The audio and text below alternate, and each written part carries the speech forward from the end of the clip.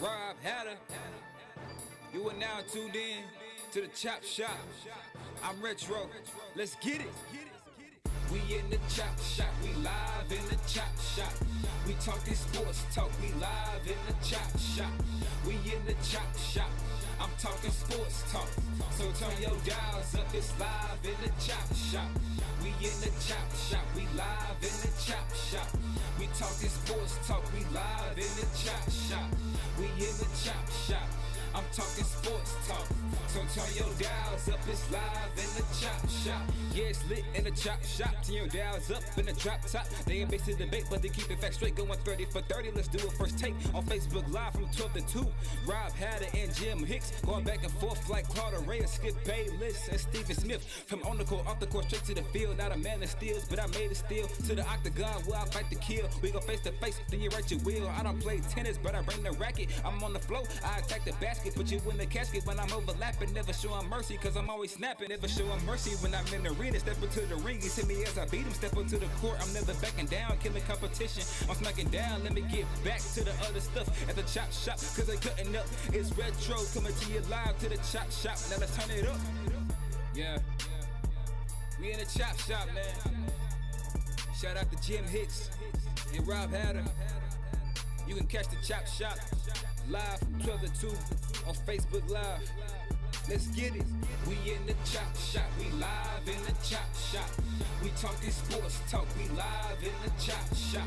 We in the Chop Shop, I'm talking sports talk. So turn your dials up, it's live in the Chop Shop. We in the Chop Shop, we live in the Chop Shop. We talking sports talk, we live in the Chop Shop. We in the Chop Shop, I'm talking sports talk. So turn your dials up, it's live in the Chop Shop.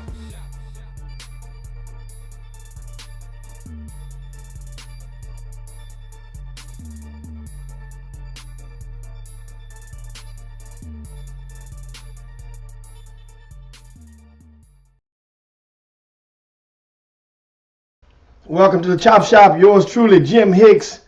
Welcome on this good Tuesday to the Chop Shop, your midday sports happy hour, the best 120 minutes of your day, getting everything together.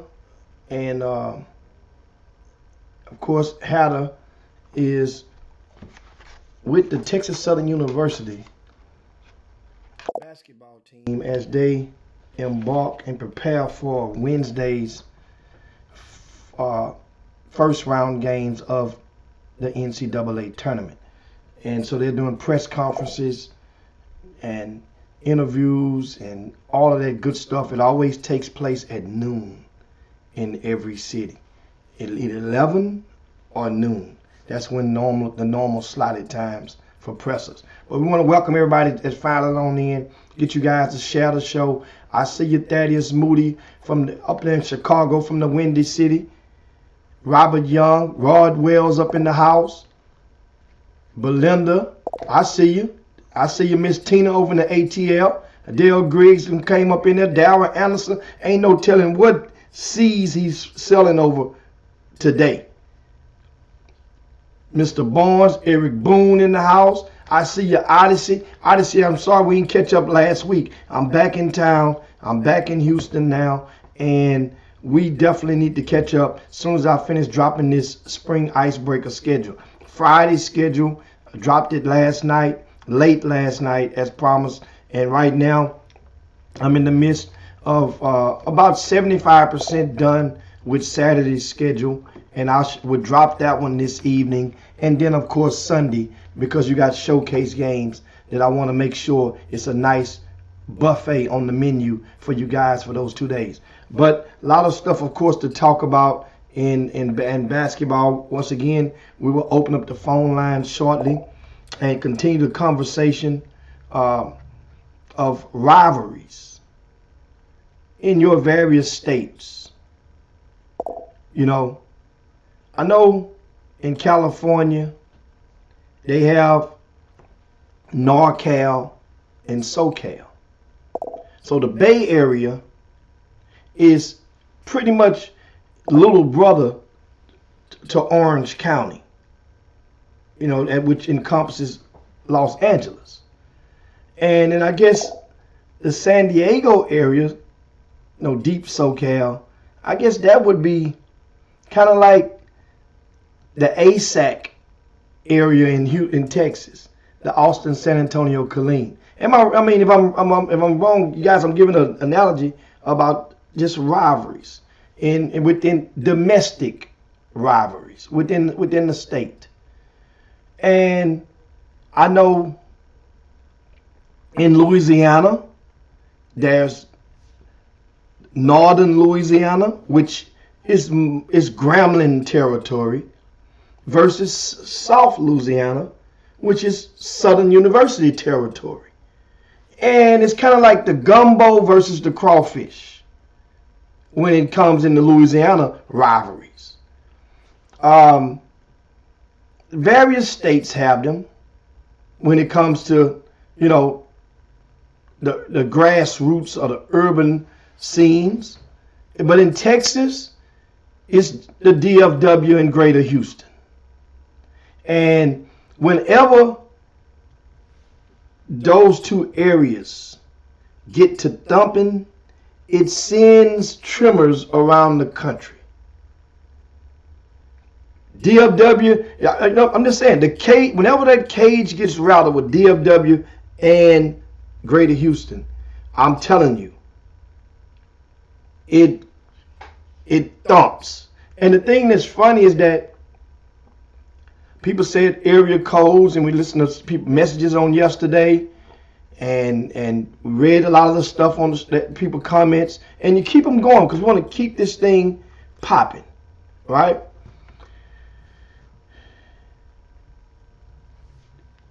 DFW, Fort Worth is its own city. D comes before the FW. It ain't FWD.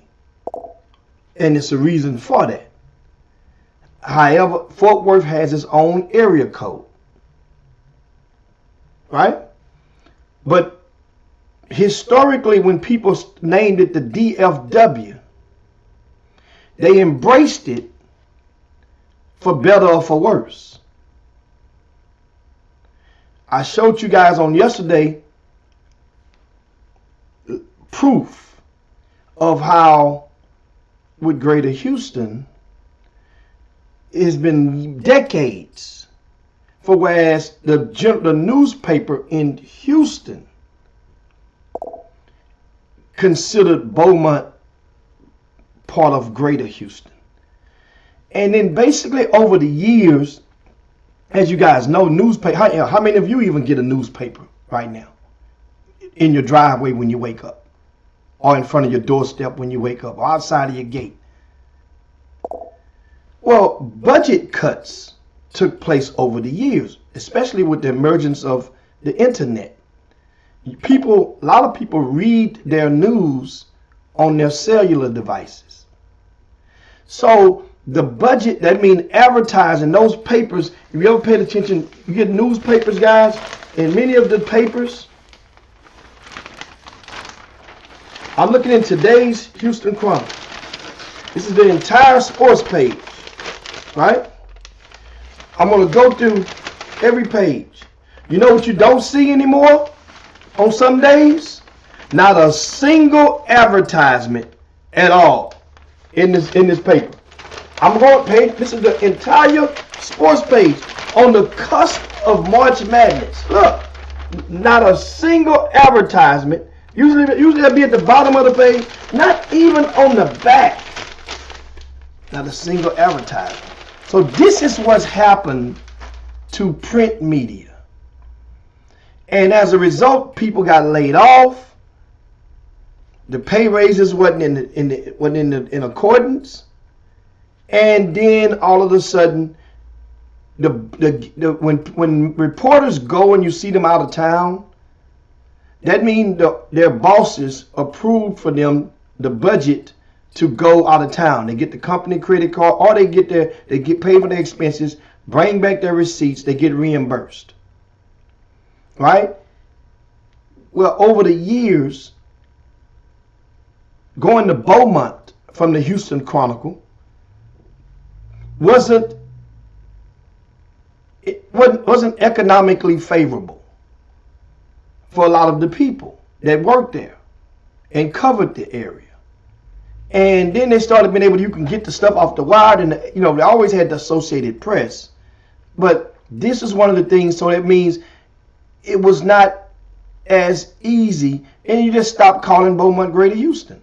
That's for most part, or stop acknowledging them. I go and I look.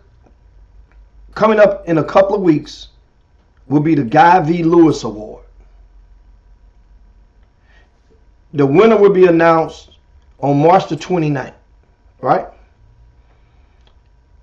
And at East River 9, that's the brand new 9-hole par 3 golf course they just built downtown Houston. Off the charts. You guys need to see it, I'm telling you. We got a couple of events there during the Final Four, and that's one of them that's going on. But the Guy V. Lewis Award, for which I'm on the selection committee, they consider Greater Houston to be any county that touches Harris County. Period.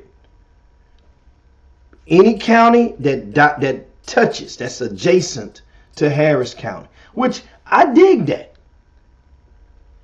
That's cool. It keeps it simple.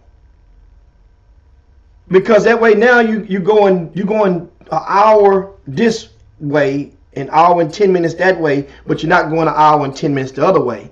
Then you want to go an hour and 30 minutes the other way. So this way now, it doesn't matter. It's just adjacent counties. That's what the Guy V. Lewis Award considers as Greater Houston. I'm old school. I just have not been willing to just change. I adapted from what I learned when I was little, and that is, as I showed you guys yesterday, from the Houston Chronicle. They considered Beaumont Greater Houston, and they acknowledge players often as part of Greater Houston. Then so some people, when I came and started doing RCS Sports back in 2000 and late 2000, 2001, sorry. Well, guess what?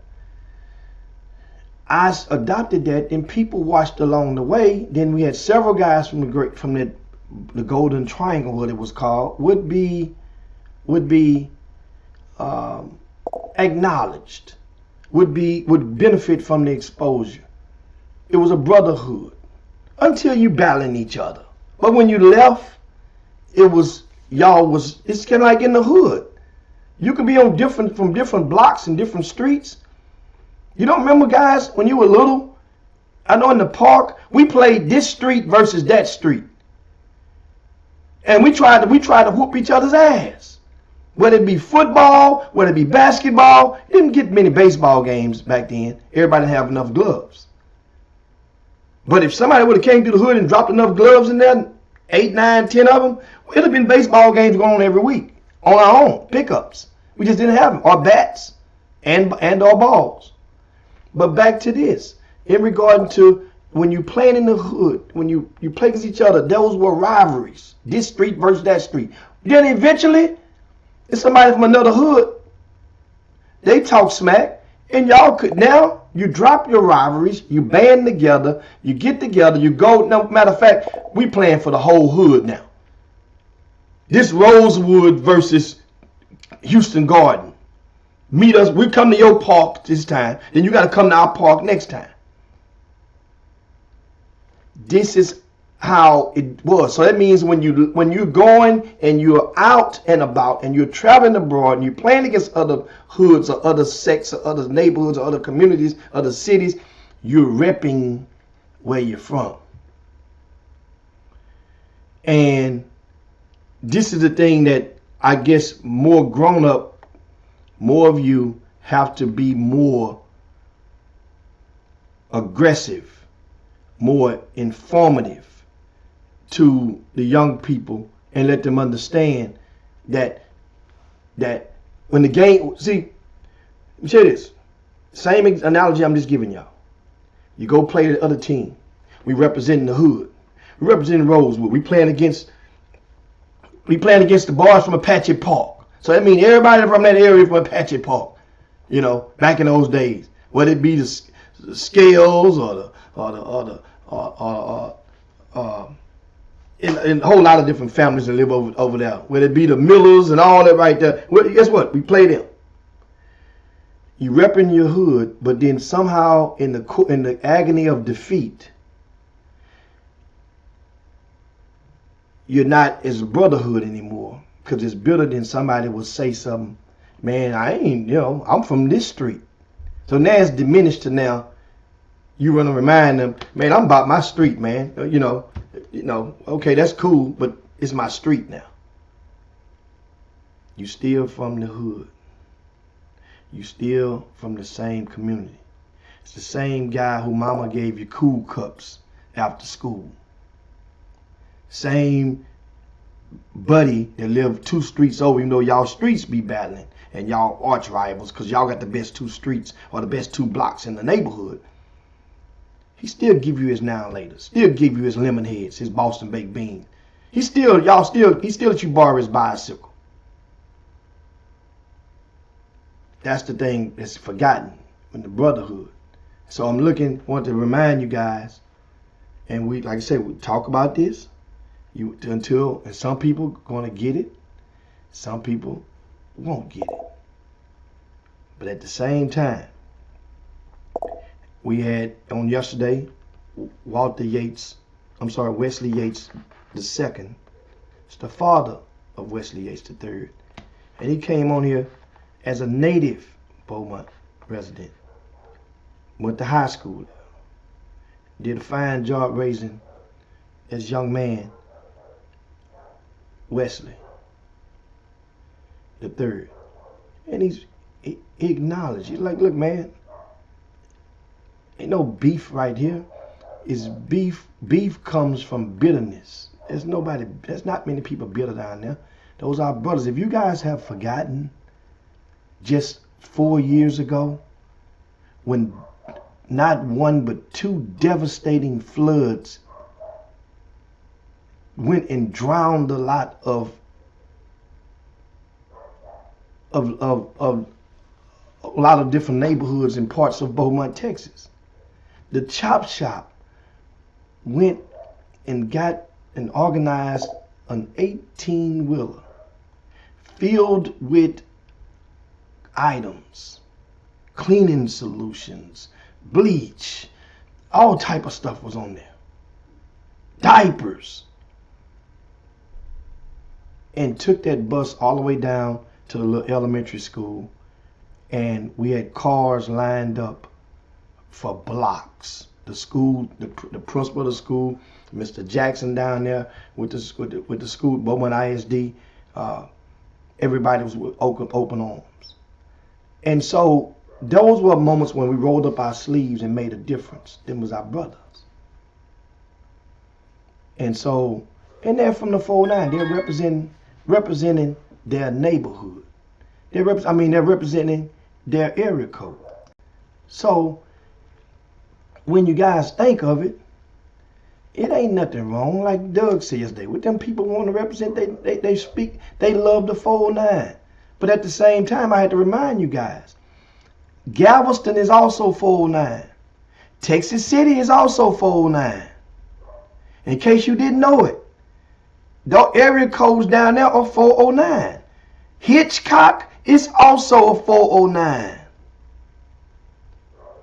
But meanwhile, we shift gears on that. That's my semi-monologue for the day.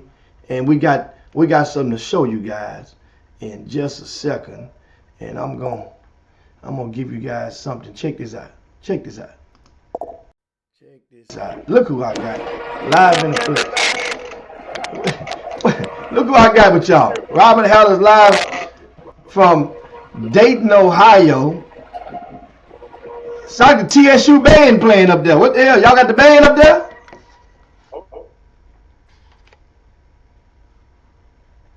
He froze up on us, and we're gonna get him right back in a second. He walking through there, and he's happy. We'll see We'll get Hatter back in just a second. We lost him, it looked like. So we get him to call back so that we can get him with a better audio. And so meanwhile, you guys yeah, thank you, Trey Phillips. Brazorswood, Brazosport, they're also 409. And I see Buffington is on there. He say the app still talking about Beaumont. Let me show you something, Buff, in case you missed it yesterday. And we hold on, we get Robert Hatter is in Ohio. What's up, everybody? There you go. Y'all see me? Yeah, there you go. What's going on? You got, is that the TSU band playing up there? Who band is that playing? No, that ain't TSU. That ain't TSU.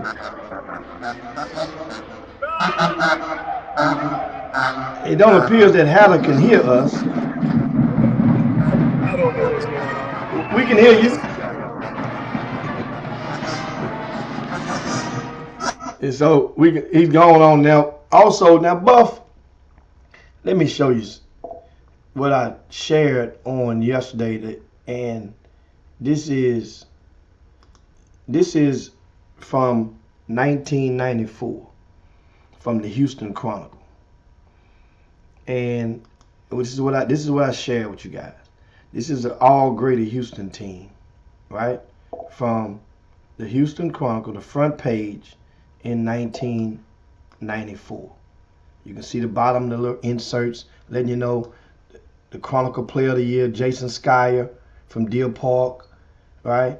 Then it has William Stringfellow of Hastings, Dennis Davis from Alvin, Galen Robinson of MacArthur, Adrian Taylor, that's the big 7 foot in the middle wearing number 40. He went to Booker T. Washington, right? Jason Morange of Clear Lake, and Sue Cisse wearing number 30 from Willow Ridge, David Hill from Kingwood is wearing number 51, and of course right on the end right there is Omar Sneed. And once again, if you missed it, Omar Sneed right on the end in the white. Westbrook, Beaumont Westbrook. And that was what I showed from yesterday, in case you guys missed it, to prove to you guys that this Greater Houston theory that included Beaumont didn't just start because they just started winning a couple of years back, or it didn't just start when Kendrick Perkins came through there. It was way before. This is what they had the budget to travel and cover. They mean the Houston Chronicle. Back in those days, newspapers don't have the budget to do diddly anymore. That's why so many sports people or so many newspapers, you see them walking, a lot of them carry their own camera, set up their own camera, and then talk to you with the mic. That's why you see it happen like that, budget cuts. But my point is that is proof. So that means people like myself that grew up thinking that, you know, that's our brother, that's Greater Houston.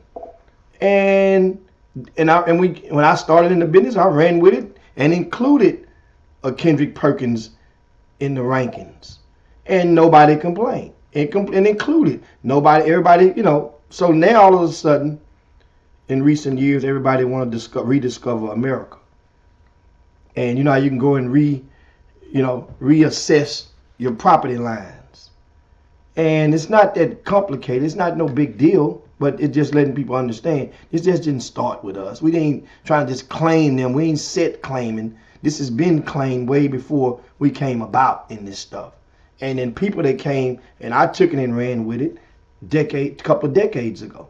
Then other young fellas that came after me, they, I guess, you know, you emulate whom you idolize. And whether some of them may want to agree or not, you know, they've been influenced either directly or indirectly from a lot of the things or methods from which we established through the RCS Sports portal. So that's the thing on that. And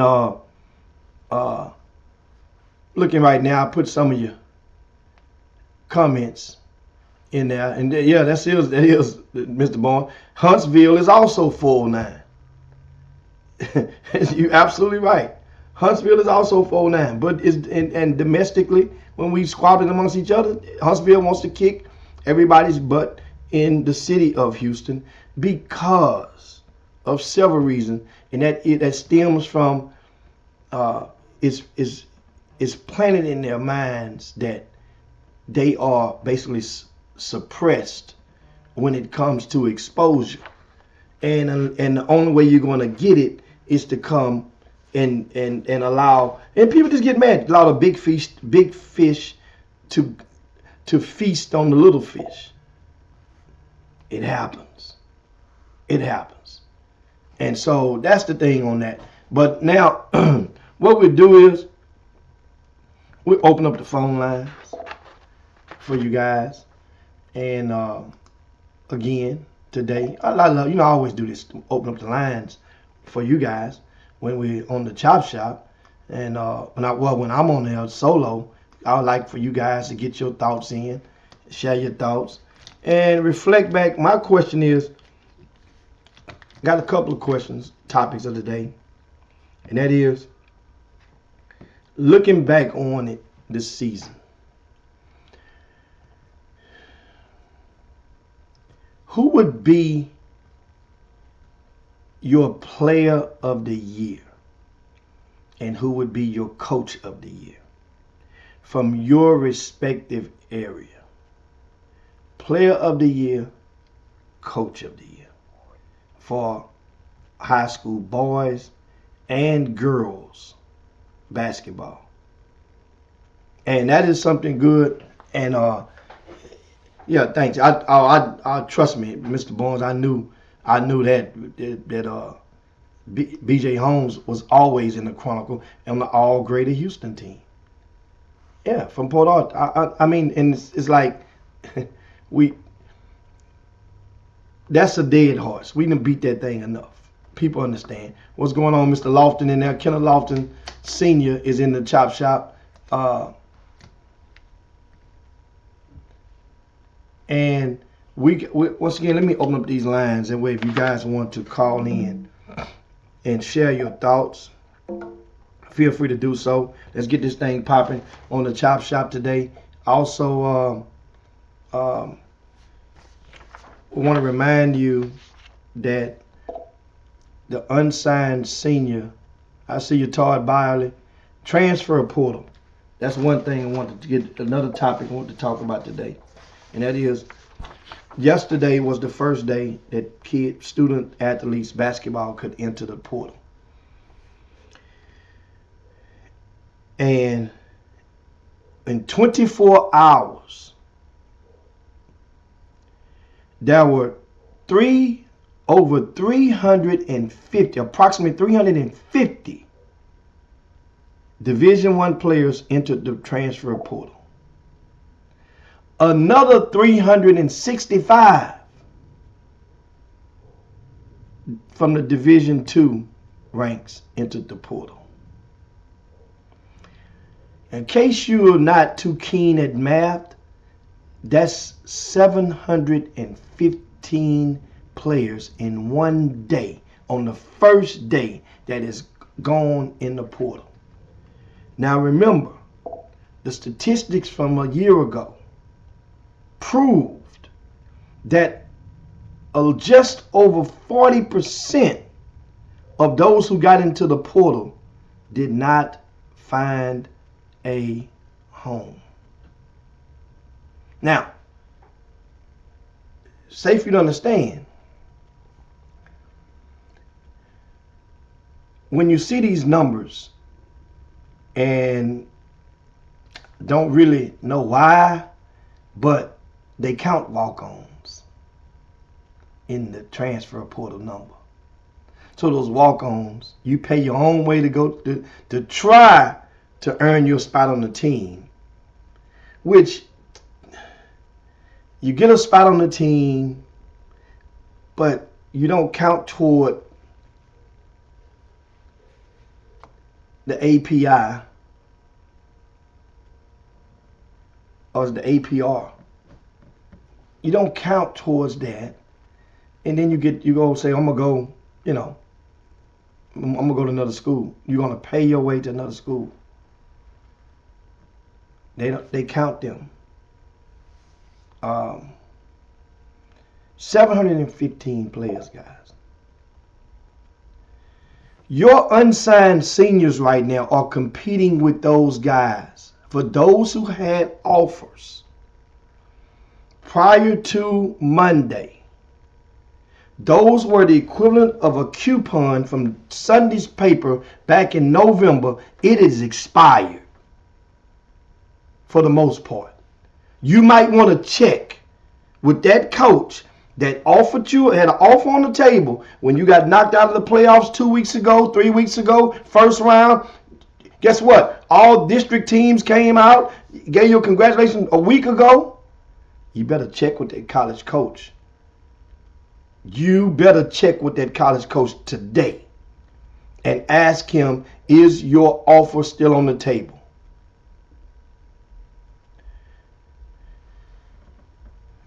Guys, coaches don't call you and let you know that they're rescinding or they're moving on or that they're not scorching hot on your recruiting trail right now. They don't. They just move on. It's like a relationship.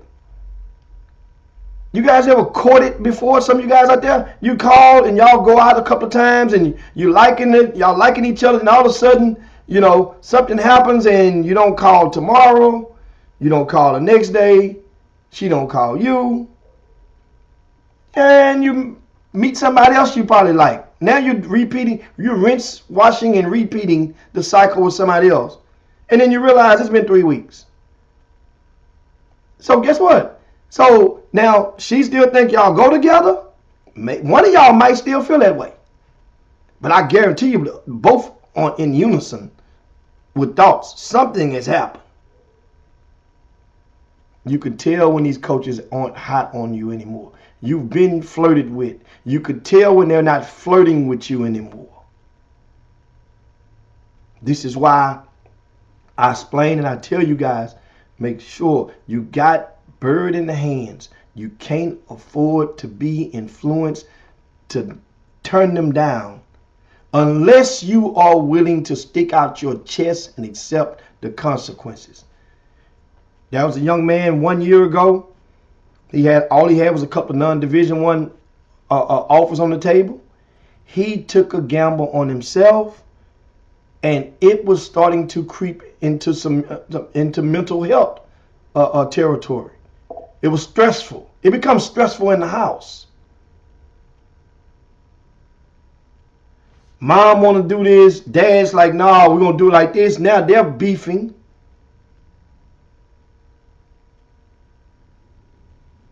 Not necessarily beefing, but they're static. That's the better word of it. Static in the house, all because tensions. And guess what? These 12th grade, 17, 18-year-old young men and young women, they know when it's tension with their parents. No matter how y'all try to conceal it, no matter how you try, they can tell. That stuff is magnified. Especially in the household. You can smell it. It's like burnt toast. You can smell it.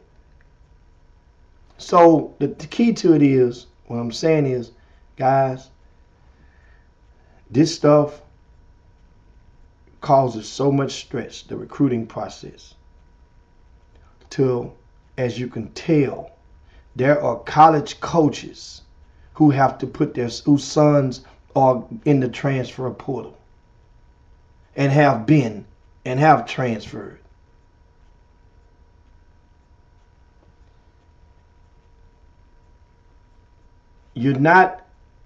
The odds are stacked against most people in this basketball. It's like a big casino. You're not breaking the casino. You might can get you a bag, but you ain't gonna break the casino. This stuff, the recruiting, this is when it gets really tricky, because I hope that some of you guys don't allow some of your associates, some of your friends to mess up opportunities for free or next to free education for their sons just to try to prove somebody like me wrong. You take that, what you got, and you keep getting better, and sooner or later, I'm gonna leave this topic with this quote. And one of the longtime college coaches out there, Brian Merritt, this is what he said to me one day. He says, eventually, they all end up where they belong. That's probably one of my top 5 quotes when it comes to basketball or recruiting. Eventually, they all end up where they belong. Just let that soak in. Whether it be the NBA, whether it be an intramural player, whether it be a college All-American, at a Power 5, or at the Southland Conference, either way, or in jail. Eventually, they all end up where they belong in this stuff. And so that now, from earlier, we asked you guys, what are some of your coaches of the year? Who be your player of the year? Dedrick Carr says Vincent Grayson of Booker T. Washington is his coach of the year, and Jeray Adams from Pearland would be the girls' coach of the year. Pearland made it to state. Booker T made it to state. Okay.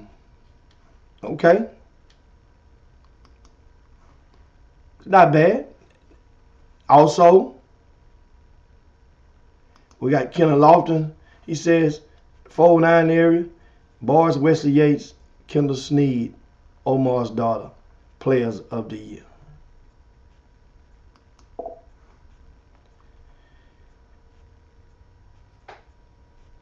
Dudes say Ramona Locke of Beaumont Westbrook, girls coach of the year in 409, hands down. So, once again,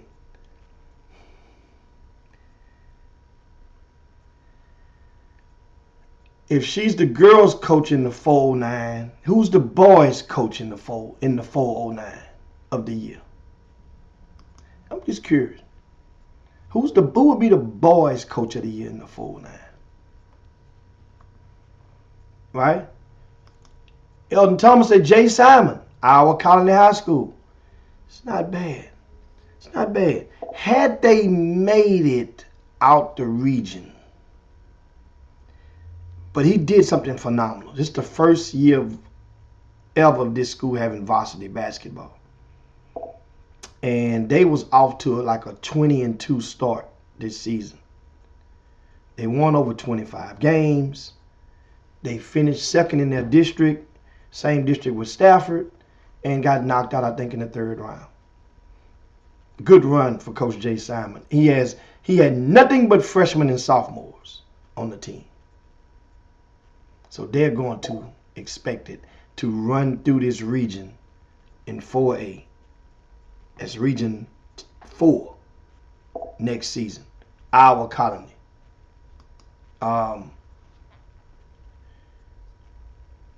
Who else we got? Okay.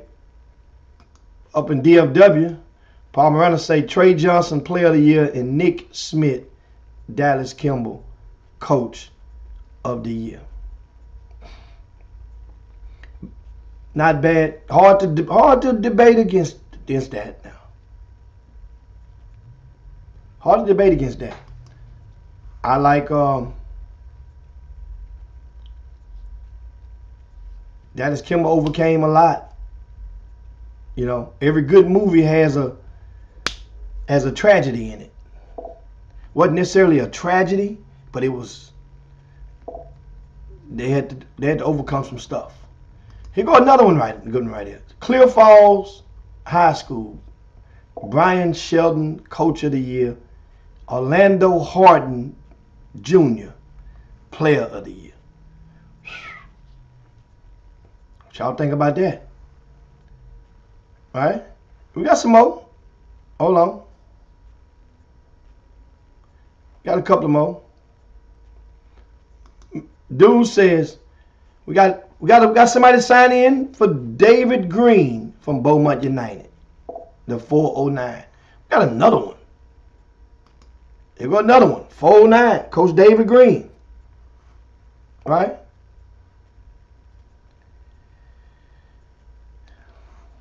So tell me this. 409. Sooner y'all are going to probably have to go back to the Golden Triangle one. Because to me, if it's 409, then the Coach of the Year representing the 409 would be the coach that was on the Chop Shop yesterday, Chris Jordan from Hitchcock High School. They're 409. So how do you distinguish what this 409 is? That kind of sounds like it's Grady Houston stuff, don't it? He's in Hitchcock. And he has a 409 area code. Not him, but everybody in the town pretty much has a 409 area code. That's the fundamental. That's the fundamental area code of Galveston County is 409. Just saying, giving you something to think about. How, I know what you mean, but not everybody understands. Not everybody understands. Chris Jordan just won a state championship. Just won a state championship. Of course, Trey Phillips say Tanisha Rogers, Cy Springs girls, and Rodney Lewis from Fur boys, coaches of the year. Not bad. If Fur could have pulled off that win against Silsbee in the semifinals of regionals and got out of this region, I would definitely have co-signed Coach Lewis for Coach of the Year easily, right? Odyssey has something to say about that Westbrook situation. He said the girls didn't win district and they lost in the second round. No, sir. Right?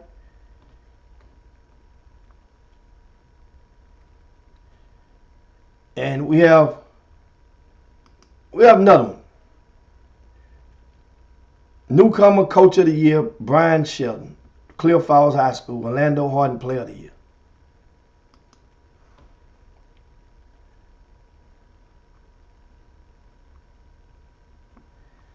Melvin Dools is giving us some understanding. He said they say 409 Southeast Texas and Golden Triangle down here.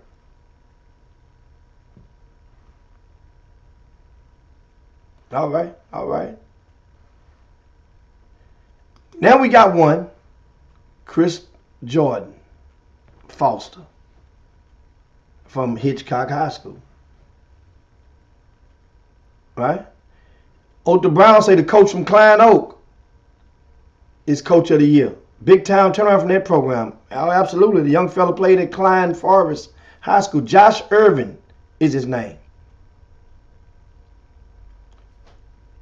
A lot of young guys did so well as leaders of young men this season, guys.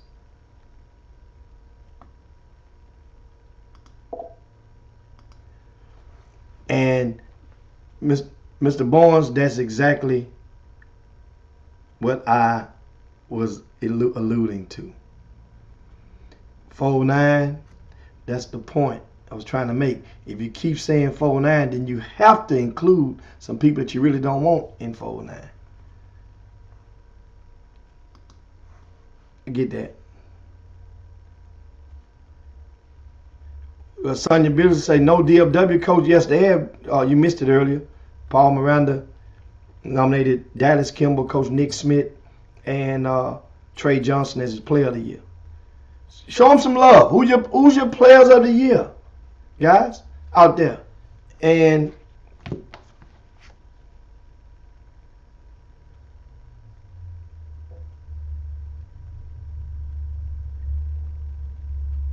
I'm looking right now, and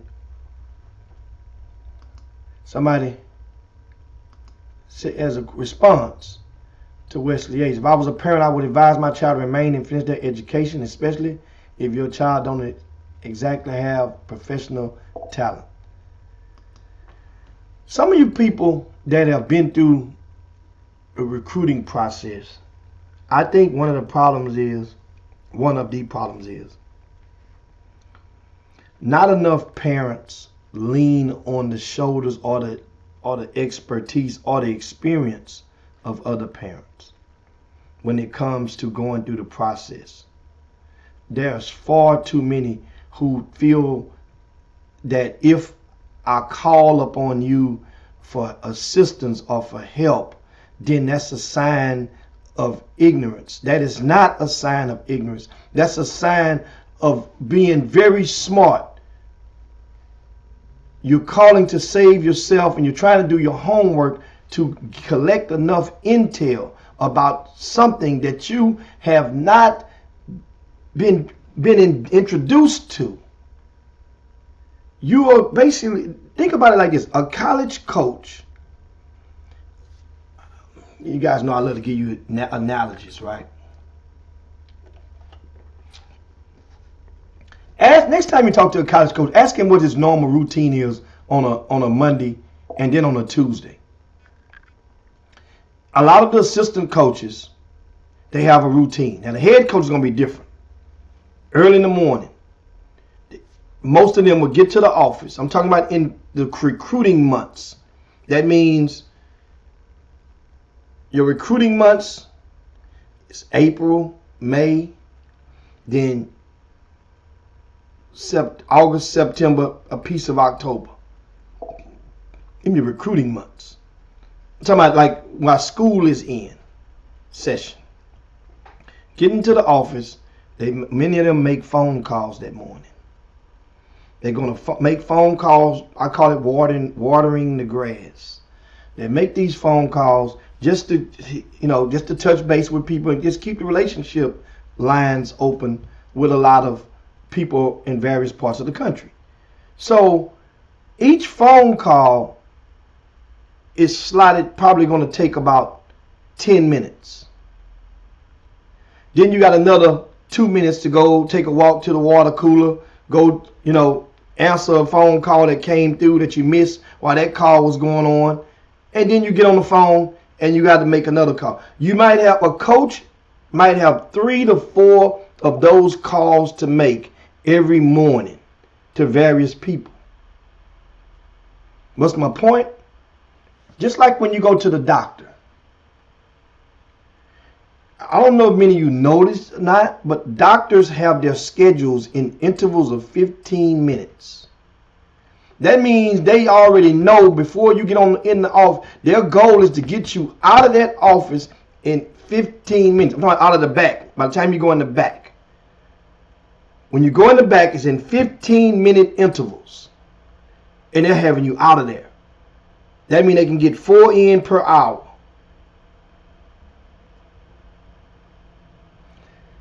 The college coaches, they know how many calls they can get in per hour. They are professionals at what they do. This is my point. They do this repeatedly. They do. So now you are blessed if you can go through this process one time in your life.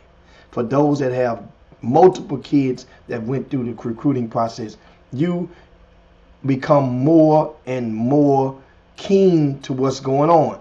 But even then, it still does not mean you're going to get it right. It just helps increase your odds.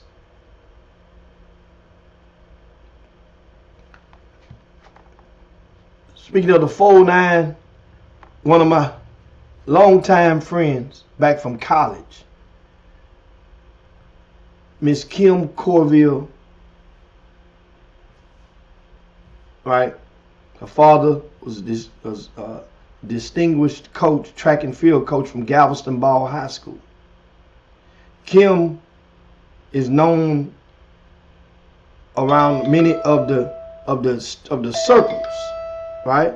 She's known by many of the circles in Houston and around town because of her intellect, and her daughter was a McDonald's All-American, Kelsey Bone, and Kim, and which got drafted in the WNBA, won a ring at national championship at Texas A&M, played for Don Staley at South Carolina, and now she's had another kid. Donovan Stretch Williams came through, and Stretch came through, and after doing that recruitment, she was more keen.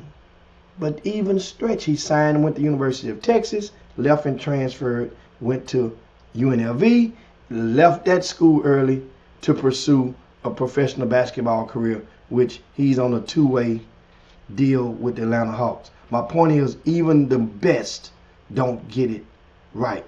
John Lucas' son went to Florida, Lil J, University of Florida. He goes to University of Florida, and guess what happened? Nick Calates was there. He's a player of the year out of Florida. Nick is there. They got little Irvin Walker coming through there from New York City. And guess what? Billy Donovan was the coach at the time. He had to transfer. He got up out of there. Everybody don't get it right. So there's no stop feeling bad or guilty or afraid that you're not going to get it. You just want to build as much intel and get educated as much as you can about this stuff. And before making decisions. And that's the thing that I'm talking about. And so now as we get Hatter queued up, we got somebody on the phone line, and we open up these lines real quick, Hatter, and we're gonna have some fun today. We're gonna pop a wheelie on this thing, and let's get this thing. Hold on, let me show y'all how to get this thing popping. Can you hear me, Hatter?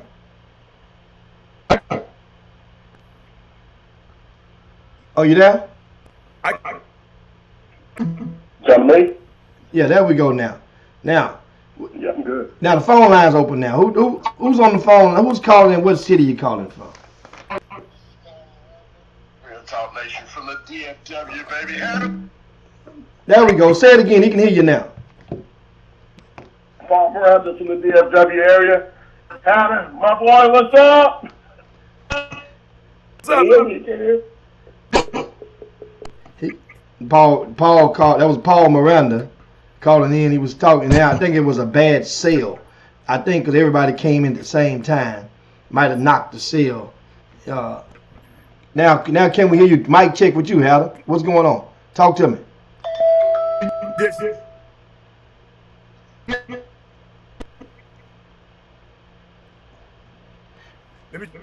I can. You sputtering real bad. Now, as we wait on Hatter to get back in, he come back out. He's much clearer than he was before. We got Paul Miranda back on the line. Yes, sir. Now, hey, two questions for you right quick, Jeff. First, has there ever been, and my memory's not serving me well, you're good at this, keeping up with stuff like this. Has there ever been a Gatorade Player of the Year as a junior here in Texas? Oh, in Texas. I'll just say LeBron James was. Yeah. You said Texas. I would have to go back. First, I would cut the pie in half and say since the turn of the millennium, since the millennium, I don't think there has been. Okay, so that's why I was just thinking on that, yeah. Hey, my second thing is, and I know y'all waiting on me to talk nothing but the FJB. I'm not going to y'all like that. What was the game of the tournament to you guys, man? Because we thought, I was there all day. I saw some damn good games, Jeff. But that Beaumont United, San Antonio Brennan game, wow. That I mean, what caught your eyes about it? Did you see the ending of that? On which one of them you said now? For the Beaumont United San Antonio Brennan game. Oh yes, I mean absolutely. I was right there, courtside. I know you was. That was saying. Yeah, the guy. On that, man? I mean, on that last. I'm talking people on that one. A lot of people in San Antonio was really, really pissed off. Yes, sir. And because a dad made a decision to trust upon his son in a life-changing moment, as the clock winding down to 0, he called an inbound play, which was a very good play. However, his son had been 1 for 5 the entire game from 3-point land, meaning he was not the hot hand. And he shot. Not only did he get the very wide open look on a busted defensive coverage on Beaumont United, the young man, who was a 10th grader, mind you, shot an air ball, and the ball went clean over the other side of the rim. So that was that I think made it worse for people to digest, and they go in there point fingers of daddy ball. But Paul, if that was your son, and your son may have hit that shot all season, he just might have been 1 for 5. Would you have called your son's number in that instance? Man, we can all play armchair quarterback all we want till we in that moment. You know what I'm saying? And sometimes, man, I'm human just like anybody else. I can't fault him for that because I've been watching that group since they was like 6-year-olds, 7-year-olds, I guess, and they've always done that. You know what I'm saying? But man, I talked with some of the guys on the staff, and they were like, when they felt like Kingston was going to be double, or so they want to be real physical with Kingston on the inbound, so they wanted to go use him as a decoy, which I thought was, when you think about it, it's pretty good thinking, I guess. You know what I'm saying? But the end result was, oh my God, because I'm gonna tell you, not only did he call the play once for the kid at the end, but he called the 2 plays before that for him. The play before that, Jimmy, he lost the ball underneath the goal, dribbling, from the left baseline. Do you remember that? And he lost it out of bounds. Oh yeah. No foul, no nothing. And so, man, thank God Cody Cowgill is been with them kids since they were yay high. Because, man, if that was a DFW team, I'm sure if it was a Houston team, that wouldn't be sitting too well with him being coached. You know what I'm saying? I mean, that would be a hard pill to swallow up here, and I'm sure down there as well. But, man, I thought that was the best game of the tournament. I don't know how you feel about that. I don't know how many games you actually watched. But I'm gonna tell you, dude, there was some good games. Yeah, that was indeed a good one right there. And of course, San Antonio Brennan are expected to return or be a force for the next 2 seasons, as a nice chunk of their rotation was 10th graders, including Kingsley Fleming. Now, what are your thoughts on Kingsley Fleming as a prospect? And many have labeled him as the best point guard in the state. What you say? What's your response to that? For that class, I'm not gonna go against that. I mean, he's got a chance, and again, it's still early. He's just a sophomore. I like the length, I like the handles, and I think he showed some moxie, some good savviness this weekend, man. I mean, he struggled against BU early, and then he caught fire at the end. That's what kind of caught me by surprise, and why they didn't set up a play for him to win that game, because he had just hit a 3 to close the gap. That kid can play, man. If you know of a better point guard right now, let me know. I don't think there's going to be one better than him right now. Well, I'm going to tell you right now. See, there's different. How would you say it? There's different qualifying descriptions that you must ask when you engage into these types of conversations. Right. And that is because a lot of people have we mentioned earlier. Some people's mentioned about the 409. I understand what you're saying, but technically, what you're saying ain't what you saying may not be really what you mean. So now, here's the deal. Best point guard from the class of 2025 right now. Okay. Right now. When I say right now, I mean right now. I mean, I don't care what you did last summer. I don't care what you did in the 7th grade. I don't care, but based on the right now. Okay. And you're going to measure it by your body of work this high school season, based upon compounded with interest on top of what you did before this season. So I mean, what you did in the past does matter to get you to this point, to get in the conversation. However, Montana Wheeler, best point guard right now in that class. Now, he's not the best prospect. See, that's what I'm saying. A lot of people may mean when they say who the best point guard. Kingsley may be a better prospect, maybe, because he's taller. But but based on what just happened to most people, just 3 years ago, when they discounted Syvelle Wheeler and his ability to go up into the SEC, and he playing alongside of Ant-Man, and who's the #1 pick in the draft, and you know, even though Georgia got the heads beat in, this is Syvelle's little brother. This is Syvelle's little brother, Montana Wheeler. Montana Wheeler is understand something. This young fella, this season, he led. You know, of course, the cards that are dealt with, you just have to play them.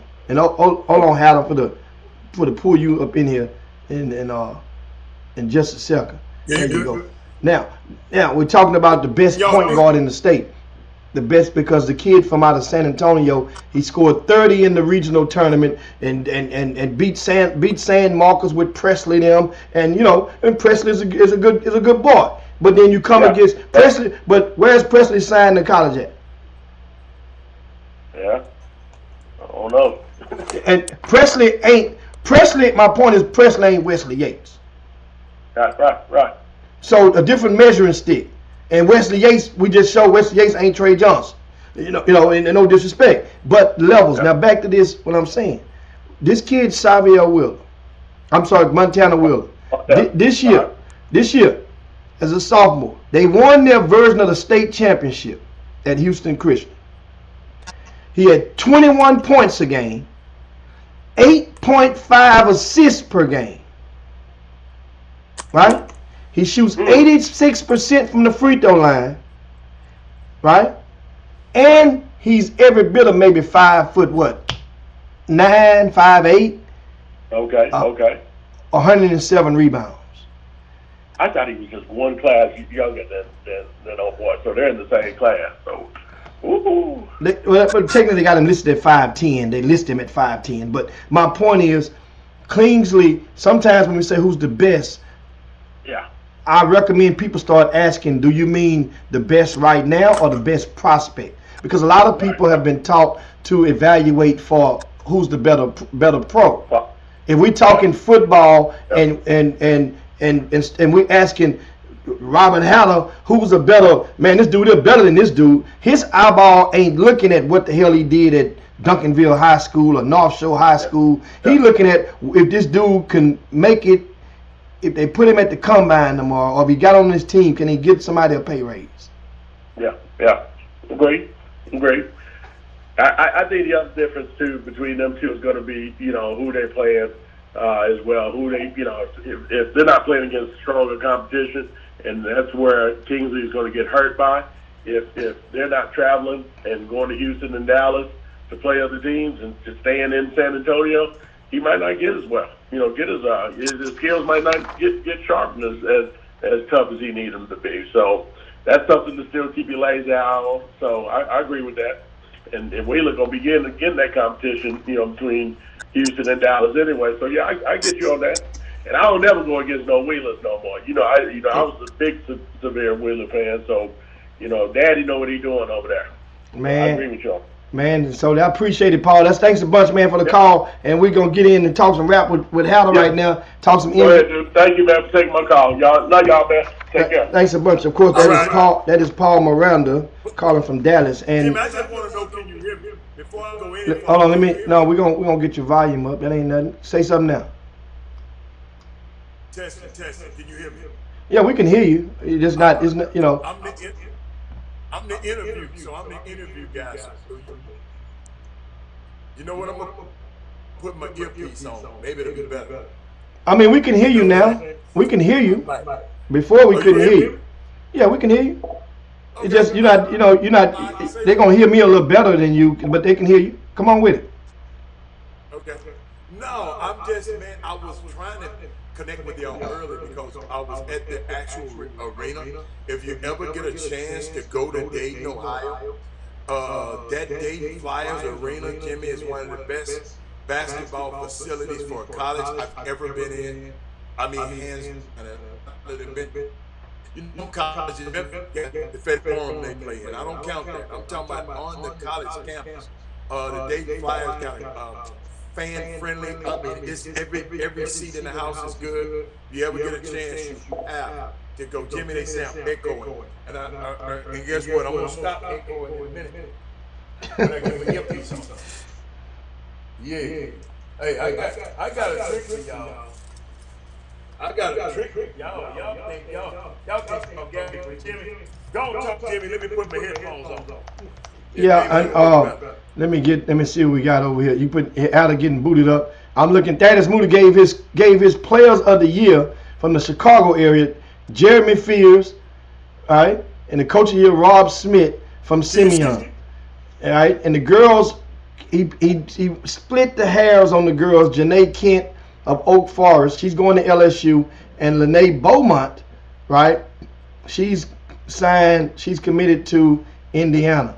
And the coaches of the year, split the hairs on them as well. Xavier Walton and Andre Lewis up in the Chicago area. That boy Jeremy Fears, his team actually played, I think they were in the tournament early this year with Booker T. Washington when they went up to Peoria, Illinois back in December.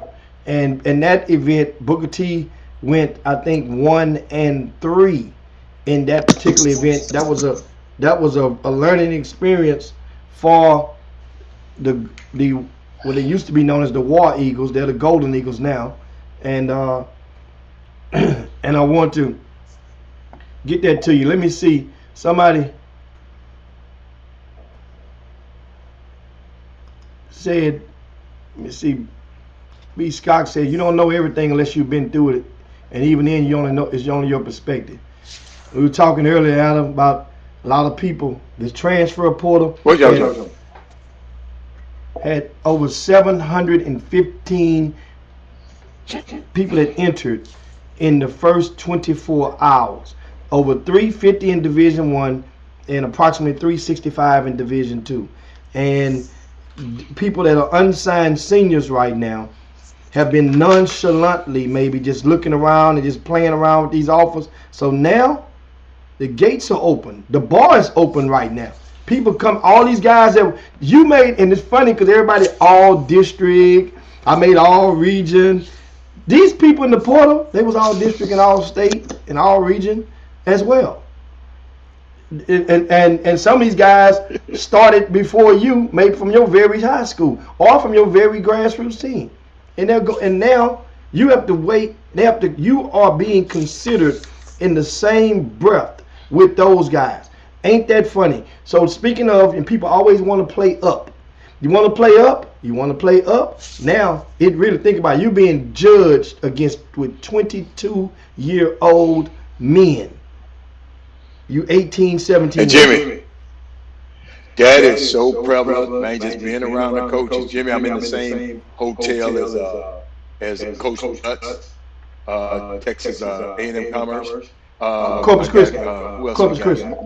Huh? Corpus Christi, I'm talking about. Corpus Christi, I'm sorry. And I'm in Mississippi State. Is in the same hotel. Jeffries is here. Young so you got to see the young fella? You saw Shadow Creek? You saw Shadow Creek? I saw Sean Jones. He stopped me and hugged me. Had a good time. Looked good, man. He let me tell you something. He looked different, man. He just carried himself a lot different. He looked like he belonged, man. Great situation for him to go. Because I'm telling you, Jim, it's an air about him as he was walking through there. And I mean, he's a big boy now. You remember we saw him, he was boys basketball. Now he's playing men's basketball right now. And Jimmy, let me tell you something so unique. And I did not realize it, Jimmy. I promise y'all, I just did not realize this, the stigma that some people put on, call it the play. Hey, y'all, let me tell y'all something. This part of the NCAA tournament, no matter you win, like you want. Okay, let me repeat that. You get the same, Jimmy, just like this is the first round, actually, of the, and we got 8 teams, Jimmy. I didn't realize this until this year. I went as, you know how last year I just got in where I fit in? You know what I'm saying? I was moving around. But this year, I've had an advantage because a lot of people know me when I come back. A.B. Johnson is here again. John Rothstein is here again. So, but Jimmy, it's 8 teams are here. 8 playoff teams. It's 2 11 seeds trying to play to go. And I don't have all that information with me. But it's 2 11. It's not this seed trying to play, and Jimmy's 8 teams trying to play to advance and go further. And I didn't realize that last year. All of it was you. Now,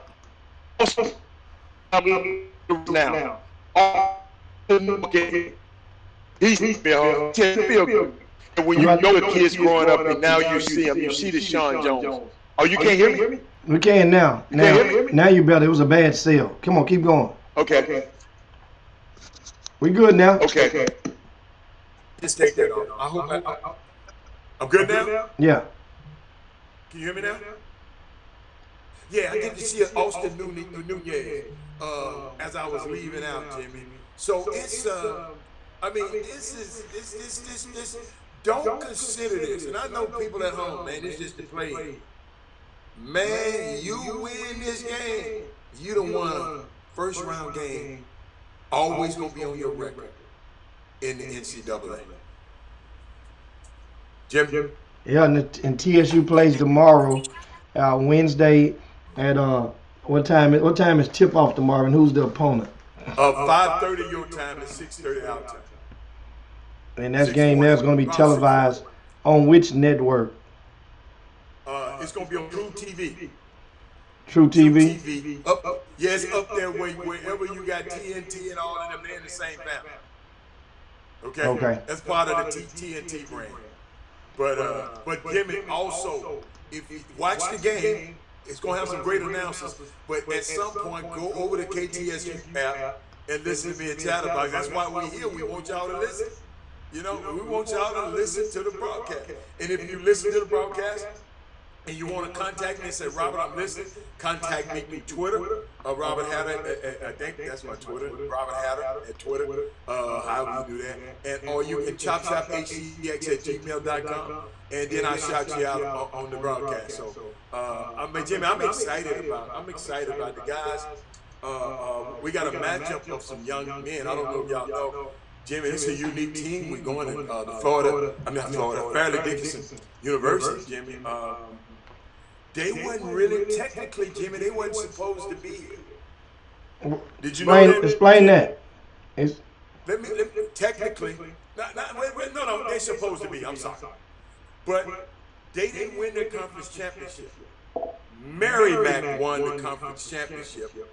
But Merrimack hadn't been in the conference for 4 years. So you have to wait 5 years before you get in this conference before you can actually play the NCAA final and go to the NCAA tournament. So by default, they lost in the championship, but they still went on dancing. So the team we playing tomorrow night is a team that won. I hate to say by default, Because, Jimmy, they beat Merrimack twice in the regular season.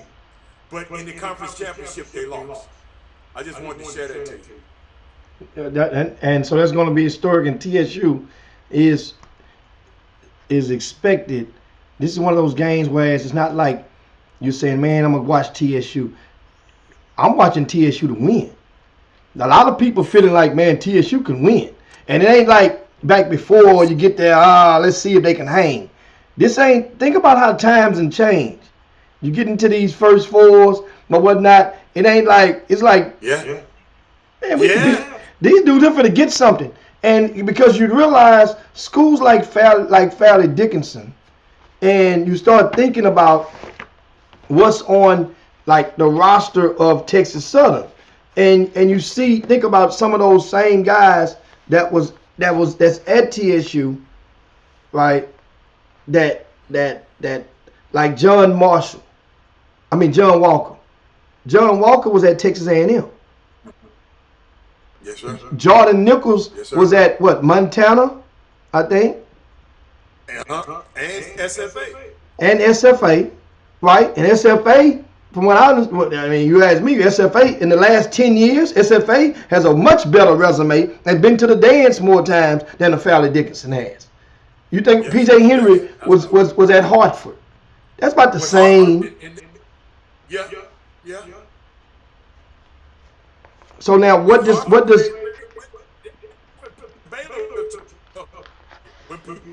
I remember. I think PJ played against Baylor that year he was there. And not in a tournament, but in a game. And he fared pretty well against Baylor. Hey, man, TSU is, let me tell you something. If we blessed to get past this team, okay, tomorrow night, you got to realize Purdue, and I don't like to look forward, but I can afford to. I'm not a coach and I'm not a player.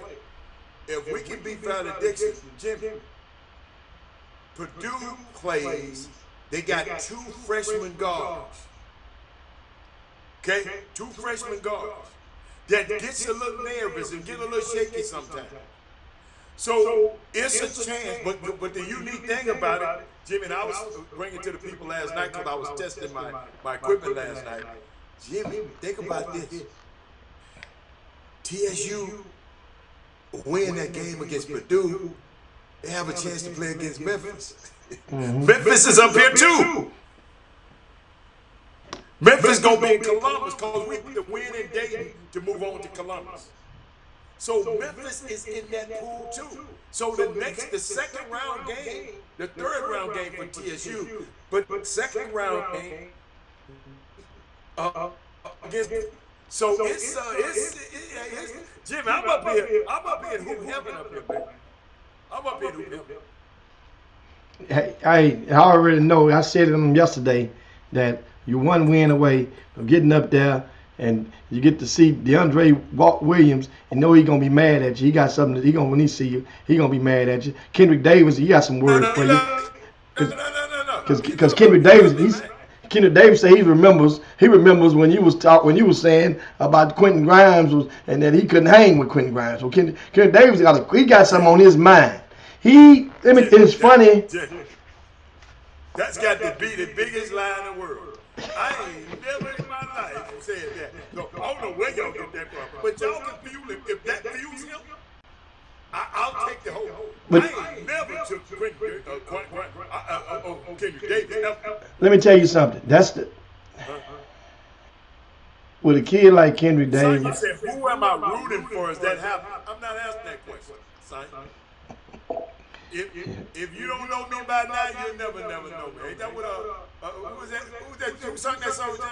If you don't know me by now, you'll never know. Harold Melvin and the Boone Up. That's Harold Melvin. Hey, I'll be there now, listening and having a great time. And guess what? I wish that happened. But no, I'm good. I'm TSU right. Hey. Can she see that? Yeah, that's what I'm doing, Jimmy, right now. You feel me?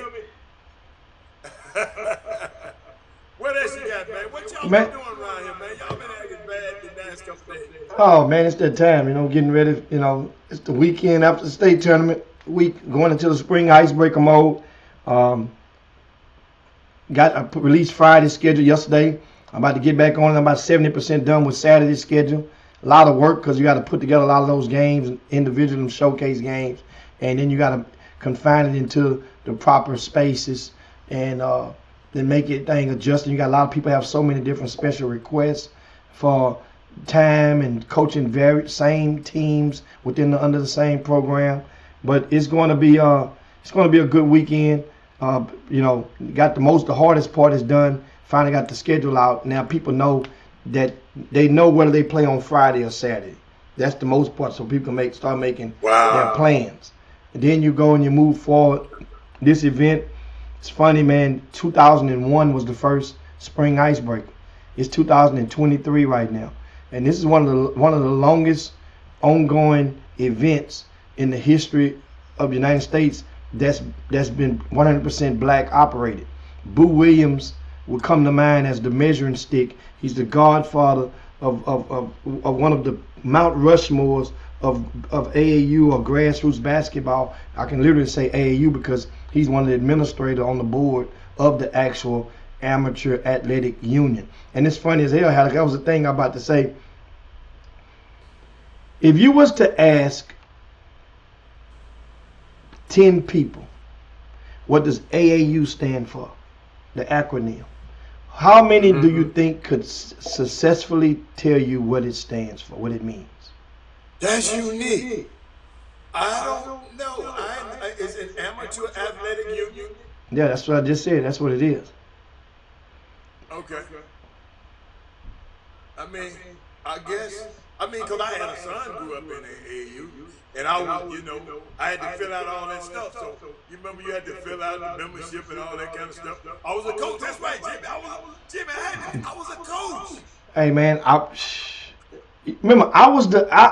told the story yesterday on the Chop Shop. I volunteered as a grassroots basketball coach for only 2 summers, and that was 2001 and 2002. No, 2000. I'm sorry, 2000 and 2001. And after the first year in 2001, I was voted as the chairman for basketball for the Gulf Association of the entire AAU. They just let anybody have that. I mean, no, it was a, and I'll tell the story that later on that stuff. But it wasn't that many people there in the first place at the meeting, so you could easily have pulled. I was part of a coup that they were pulling, and I was the guy that nobody knew, that everybody loved, and we ended up tying. I won the vote. And nobody saw it coming. The director of the thing, he didn't see it coming, so they went in the back room and came up with another vote, and did another vote, whereas he voted, and it made it a tie, and then we called us co-chair. I tell that story for real, unbelievable, and that basically was the beginning of me wanting to get behind the curtain. Remember, one thing I tell people when we go to different places. Even like right now where you are right now in that hotel, at all times of everybody's downtime, there's going to be a meeting somewhere in somebody's suite. Shit, I just had one. There's going to be a meeting at the bar. There's going to be a meeting in the lobby sitting where them couches at, or where people eating at. You could there's always meetings going on. The objective as you move forward and advance yourself is what I'm talking about, is to go and get yourself in a different room. Always strive to get in a different room. Some people, just like Final Four is about to come, I was just having this conversation with the people. Man, you ain't, dude. Jimmy, you said thrive. Jimmy, coach, you gotta understand. People in certain positions, they look out for these opportunistic ass. So you just can't run and hop your ass in nothing. No, no, you can't run and hop in there. You have to be walked into the room. Matter of fact, you don't know what. Remember, I said somebody has a meeting in a suite right now. How the hell? What you gonna go knock on every door, every suite? You know what I'm saying? You don't know what's going on. Somebody gotta let you know. Well, I just got out of a meeting with not too long ago with Charles McClendon, and next year he's gonna be the head man over this thing next year. Yeah. Yeah. Them the kind of meetings, but guess what? I didn't force the meeting. He came over to where I was, and we just talked for 30, 40 minutes. Let me tell you something. One of the most insightful. I know what goes. One of these days, I'm gonna explain to y'all. I know what goes on now behind the planning committee when they plan the field of 64. Unique formula they have. See the talking heads like Dick Vitale and all of them. He told me, Robert, they have no clue. We have our own formula. That it was just unbelievable. The man took me to school. I just sat there and did the damn band start playing too loud and messed it up. Then we had to wait and come back. So, it's a unique way. There's a science to this thing, man. They just ain't in there saying, okay, well, he play him. It's Jimmy. It's important to get the number 1 seed. I didn't know why it was important to get the number 1 seed, because they choose what region and what city they want to play in. And then the number 2 and all them, they choose what's left over from what day. I said, what? So I know why them people want the number 1 seed. I didn't give me, I promise you I didn't. And if Houston didn't lose to damn it, Memphis, they would have been the number 1 seed. They'd have been number 1 overall. And they would have picked the Birmingham, the South. They would have did anything. I mean, dude, being the number 1, being the top seeds, you get the pick, and then they don't want to. They got some matchup problem. If I didn't play this guy that played before, he go to another region. Yeah, you notice we didn't play against Texas A&M, Corpus Christi. We didn't. They here with us too. They said, no, y'all played last year. Y'all can't play. We're in the same hotel in the same tournament, but we can't play that same team. They don't want those same matchups. It's a formula to this thing, man. And I just sit there. I was down there like this. I said, Jimmy would love to hear this shit, because he loves all this seed and stuff. I was just sitting there saying, wow. It's unbelievable, man. That Jimmy, that's a meeting that everybody would privy to. You know, that's a meeting. But you're right. You say you should thrive. I think you should make yourself so valuable that people want you in these certain meetings. Well, some people don't know how to do that, Hal. You got to realize, there's no manual that's out there for everybody. But you got to be valuable, Jimmy. You got to be valuable in whatever you do, whatever your job, whatever your function. You got to be valuable in it. Somebody got to take notice. Who is that? Perfect example, Jimmy. A man on her own business. I don't know this man from a can of paint. I come down the elevator with the guy, right? He didn't say nothing to me. We get on the elevator. He was with some people though. He get on the elevator. He get on there with me. We by ourselves. He said, "Man, do you mind just coming to the top of concierge floor with me? I got somebody you might want to meet." I said, "Why would I want to meet somebody? Who are you talking about?" He said, "I got somebody I want you to meet." I thought it was weird, Jimmy. I said, "But hey," I looked at him. I said, "I think I can whoop him." So I go to the top floor, Jim. I go to the top floor, I walk in the door. Guess who it is? One of my idols, Dale Ellis. He's in the concierge suite. Him and another guy that used to scout in the NBA. They walked us. They said, "How you knew we know him?" Jimmy, Which one of the scouts was with him? Yeah. Which one of the scouts? He scout with hold up. I gotta get his card somewhere. He an older guy. They doing a big clinic up here. Let me see who he is. Hold on, man. Man, I'm trying to see. They gave me some stuff. Man, I didn't. That ain't it. But dude, I'm sitting there saying, wow, he's a former NBA scout. He just do consulting now. But I remember seeing him a long time ago on the game. That's why I'm wondering which old head was with him. You know, I know a few of them old heads. Jim, Robert Hatter was trying to get out of that suite. Because that suite was smelling away that Robert Hatter was like, wait a minute. Yeah. Hey man, get you one of them. Yeah. Hey, go and get you one of them vape machines, man. They up there just vaping. Jim, I promise. I couldn't. They tell me, you want a beer? You want this? I said, no, I don't drink. I don't know. But I got to get back down to my team. I got to get back down to the team. Jimmy, it felt like they had a Herb and all Herb friends was up in that suite. Herb would have loved that suite right there, buddy. I don't know if you're on the feed or not. But no, but you're right, Jimmy. You do your job so well. That's what I'm trying to explain to you. Just do your job, whatever you're doing in life. If you're a school teacher, be the best. Whatever you're doing. You know, I told Jimmy one of the first jobs I ever had. I was working at this pizza place, and Jimmy, the first day I got there, young man, you know, the dude said, you know, you got to make sure you clean up the bus boy, you clean up the restroom. Jimmy, I cleaned that restroom so damn good. Jim, I didn't ask you. I want you to train some students. Mama told me whatever job they give you, baby, just do the best you can. Even on the what you do. Because I know you're saying you try to, you know, you should you should want to get in these rooms. No, you should work so hard that people want you in these damn rooms. That would be my advice to you. Work so hard that people want you in these rooms. Yeah. That man said I got that something in my suite. Yeah, I got a nice little room now. They hook your boy up now, Jimmy. Hey, Jimmy, I'm big down here now. They know me. Cause I taught so much stuff last year. The people remember. They remember.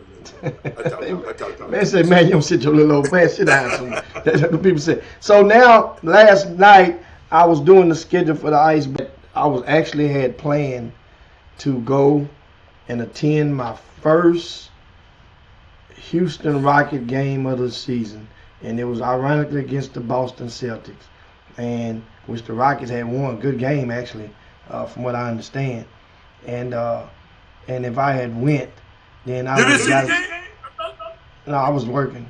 I didn't. I watched the highlights, the news, and talked to briefly, chat with Damon Stoudemire, who was in town and had just been named the head coach at Georgia Tech University. This move was swift. It was quick. They didn't drag it on once Josh Pastner had been relieved of his duties. And now, obviously, unless you live up on the rock, these conversations start long before actual. And so, but Damon Stoudemire, who has lived in Atlanta, has lived in Houston. Well, yeah, of course, he lived in Houston. Yeah, but I'm talking about that area of Atlanta and the Memphis area. That's where his son. You know, that's where his sons live. In Atlanta. And so he's very the connections that it takes for a college coach to come into an area. He has those seeds, meaning that the Winfred Jordans now is not going to box out. Like I use the term box out, meaning that it's like boxing out in basketball, so you can't get the rebound. That a lot of grassroots guys will box out certain college coaches from recruiting their players. They're going to embrace Damon Stoudemire. I mean, for more reasons than one. But then I want to get your thoughts. What do you think about this hire going into the ACC, as it's kind of teetering right now? It's not the ACC of old, or at least it wasn't this year. I mean, I loved it, Jimmy. I mean, you know, I kind of, you know, got to think about it. What's so unique about it? I don't know if y'all had it, if you spoke on this at all. Damon used to work for Josh Pastner at Memphis. Yes. He was an assistant at Josh Pastner. And now he's succeeding his former boss at Georgia Tech. Okay? I mean, a lot of people, he's succeeding. And so unique dynamic. I knew, because I've been blessed to know him, you got to think about it. When Emi Udoka is one of his best friends, Emi got fired. They didn't get Damon a job. They promoted that guy over Damon, right? Mizzou. So I don't know if he felt some. He didn't say he felt some type of way. That's just I would have felt some type of way, you know, because hey, he got rid of Emi. Emi my dude. Emi brought me in, so I might be next. So Damon was smart enough to say, Damon is like Penny Hardaway, y'all. Damon started my love the development of young basketball players. If you ever be on the phone talking to him, he's talking about coaches getting better. He's talking about black coaches doing this and he's always trying to put our young men in a better position. So just like I talk about Penny, y'all finna get mad at me. I'm gonna be talking about Damon. Because he is a leader of men also. So our job is, general public, is to send him. See, to go to Georgia Tech, you got to be smart and can play. Like that young player that was blocking out Beaumont United's them shots the other night. That's the kind of player that he needs. The guy, what's the kid's name? Jimmy, who had 7 blocks, but they said about 7 more alters. Yeah. I forgot his name. Is Paul Moran's still on there. Damon gonna need those kind of kids, because you got to be smart to go to Georgia Tech. All right? So, in other words, we got to put our kids in position where they can be smarter and play ball and be able to go to a university like this. We need to send him out smart and out good kids. That's how you assure more coaches like that get jobs. Because it's about winning. You done sent Bill Self enough. Y'all done got him rich. You done sent Cal enough. Y'all done got him rich. You done sent Krzyzewski enough of black players. Y'all done made him rich. Ain't it all right? Don't you think it's all right to sit? Damon Stoudemire, Penny Hardaway, some players. Thank you, Houston, Texas, for sending Penny Hardaway, Kendrick Davis. You know, thank you. I promise you, I thank you. Because that we got to understand, if Kendrick Davis don't come to that school, Memphis might not be in this position. So it's our job, y'all, to help them. Make sure these guys, because guess what? Then we gonna have the next young coach coming up. That he'll be able to get a job because of the what? The success of these two guys. Because let me tell you, they looking. They looking. That's why I get mad when some of you guys come on here and want to hate on them black coaches. I know at home, I know you used to hate. But y'all, we got a bigger thing. Great for the players. Jimmy, you got to realize he went to the Pacific and made them relevant. You follow me? That man went out there, and Jimmy, you remember, they wouldn't give him a job at first. Because he had a little checkered past. He had a couple of weed cases a long time ago. So he must have been in that suite. He was in that suite you just left him out of. No, he wasn't in there. Jim, think about this, Jim. Think about this. If it wasn't for Dale Demps, a former player at Pacific, who saw how Damon treated his son when he was with San Antonio Spurs, when Derek Damon was down there helping coach with the Spurs, and Dale watched how Damon was receptive and helped coach his son and teach his son a little bit, they'll remember that. And he went to the Pacific and told them, the Pacific University said, forget all of that. I'm vouching for this dude. See, you follow me? I'm just giving y'all some history to understand. See, to know a man, you got to look at his history. And now he just went around. He coached at Memphis. He coached for the Grizzlies too. I don't know. Lionel Hollins, he was on that staff. So Damon Stoudemire is a seasoned coach, ready to take the ACC by storm. And I'm gonna do everything I can to help him on this side of Memphis. You know, Memphis gets first dibs at everything. Did Damon? Yeah, and also mention, of course, if you're just tuning in to Chop Shop, we're going to ask you guys to share the show, if you will, right now. Take out the time to share the show. It is 49 minutes past the hour. 49 minutes past the hour on the Chop Shop, your midday sports happy hour. Also, Ja Morant has went and entered himself into the